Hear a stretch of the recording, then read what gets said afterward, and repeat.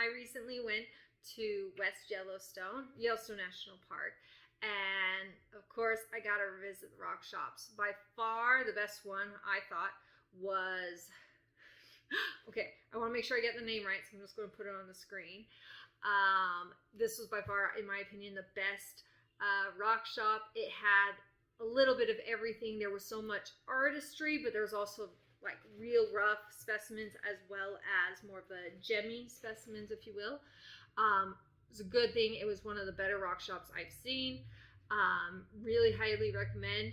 What you're about to see is my finds. Now, I focused on mainly the stuff to help with my educational pursuits this year when it comes to teaching. I'm teaching a new geology class, and so I, at least with my own collection, have very little fossils. And so that's kind of what I was focusing on for this trip. And if you can see right now, I'm putting up this wonderful thing I saw. It was amazing. Wish I could have bought it, but not this time. But I loved how many specimens it has. And as I was walking in the store, there was this other huge giant mural of this tall, crinoid. It was beautiful. I wish I could afford it. It was like $8,000. I can't. Oh well. But great shop, a little bit of everything. So without further ado, let's see the finds that I got. So primarily the stuff was, what things am I missing from my collection, especially since I'm going to start teaching. So this one, it's a meteorite, and look at that metallic luster. And I wish you could feel it, but it is heavy. Like, there's kind of this expectation that I see what size it is, I know what it's going to feel like, and it's heavier than that. Beautiful. I mean, that metallic luster, kind of that, I don't know, nuggets like looking, when they say like gold nuggets, here's what it is. So pretty. So cool to think that this came from, the sky. But there's actually a lot of other kind of meteorites. Now, yes, these all have iron in them, but it was really cool to get this collection that had three and say where it's from instead of just, hate to say it, but there are some of them like, here's a meteorite from one of these continents. It's like, thanks. But yeah, there we go. And just to see the different kind of looks that they have. Epidote. Now, there was something about Epidote. I think it's maybe my geology background that I was like, oh, Epidote, I gotta get some Epidote. But now I can't remember why, but it's metamorphic, maybe the Epidote group, but this was something I didn't have in my collection yet, and I was like, oh yeah, gotta get that. Now, as I was in West Yellowstone, they were telling me that there is no more I hope I said it right, covalite left anymore. That's just all out. And I haven't actually done my research yet on it, but I was like, hey, it comes with this, why not? Let's get some. I do have to say I like the luster on that. It's like metallic, but also there's that blue sheen. Very, very pretty. And of course, pyrite. I went ahead and bought this pyrite in a cubic structure because I just haven't had luck finding a really good sized cubic pyrite that was also affordable for my budget. And so very, very nice. And this one, you're not really seeing that cubic structure. This is probably, it's like where it can do 5 sides. Like I can almost see a trace of like that pentagon shape there. Very pretty.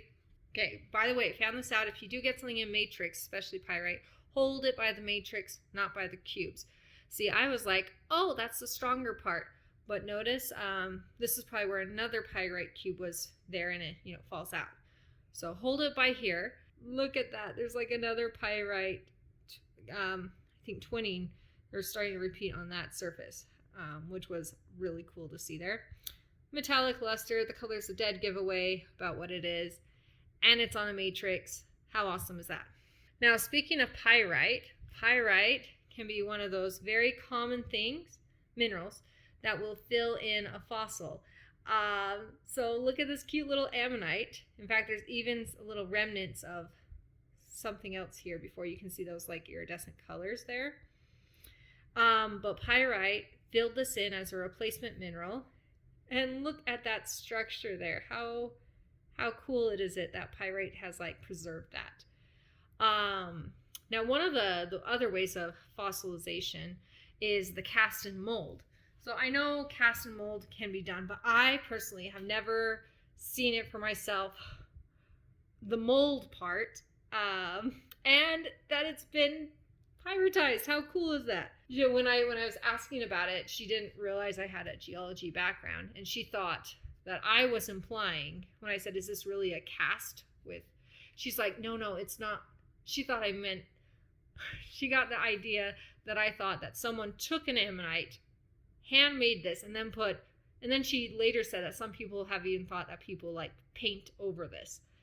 She's like, no, this is not dusted, this is not painted, this is earth formed, through natural processes.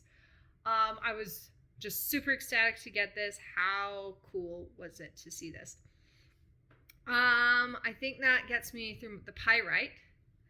She later showed me a cool trick. So here I have one of those UV light stuff to see how well you protected is your skin.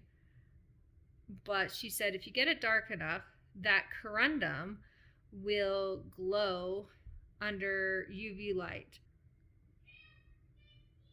In the light, out of the light, in the light, out of the light. One of the things that I wanted to get, especially for this year, is more fossils, as I don't have as many, which is fine. And so here we have a nice little urchin, very nice priced. Yeah, I mean, like the structure. We got a nice trilobite here. Normally she finds these little cards to share, which was so nice. What a great store. But she didn't have any at her on the moment. But I was like, hey, look, she's like, I'm pretty sure they're from Utah. And I'm like, yeah, I would guess so as well. I've been to the mines and these little trilobites, very familiar. I have extra, but what I really liked was the fact that it was so embedded in the stone itself. Because I was going to use this as more contextual clues about what kind of rock is it? What can we infer about the environment? The fossil, what does that mean? And I was like, how can I say no to this? Okay. In fact, it was like, I can't choose just one. I have to get both of them. So I'm terrible about pronunciation. I'm just going to show it to you. I'm going to say Mosasaurus, but I could be pronouncing it wrong. Now, this is not the one that Alfred Wegener used in part of his continental drift hypothesis. But here we go. So look at that. Look at these teeth. And what I also love about this is you can clearly see the rock here. And there are other fossils in here. This is probably these textures, is my guess, is just kind of breaking it from the rock.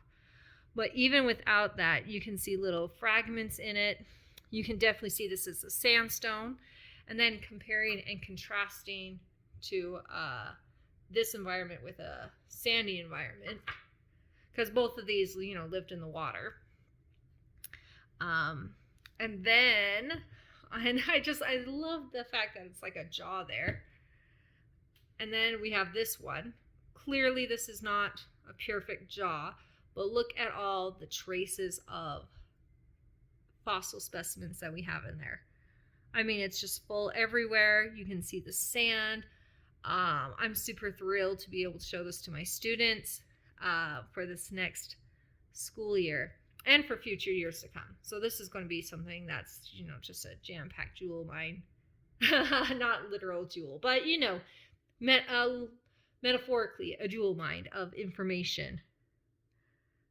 Oh, man. I'm super, super excited about that. And okay, so after doing the laundry, I found out this piece. Now, I got this from another rock shop, and the reason I bought it was not only was it cute, because, it's in a heart shape, but look at that beautiful twinning. This is clearly feldspar, a little bit of labradorescence there. But yeah, just beautiful artisanship, craftsmanship. Lovely. Thanks for taking a look at all the fun finds that I found in West Yellowstone at the shop. Again, info I'll put in the description. It was amazing. I love that shop. Let me know if other shops to check out, especially West Yellowstone, or just maybe other kind of things that you would like, that if you were a student in a geology class, you would have liked to learn about, because that's going to be very helpful for me to teach others. Thank you for coming along with me. Like, share, subscribe, and have a great day. Bye-bye.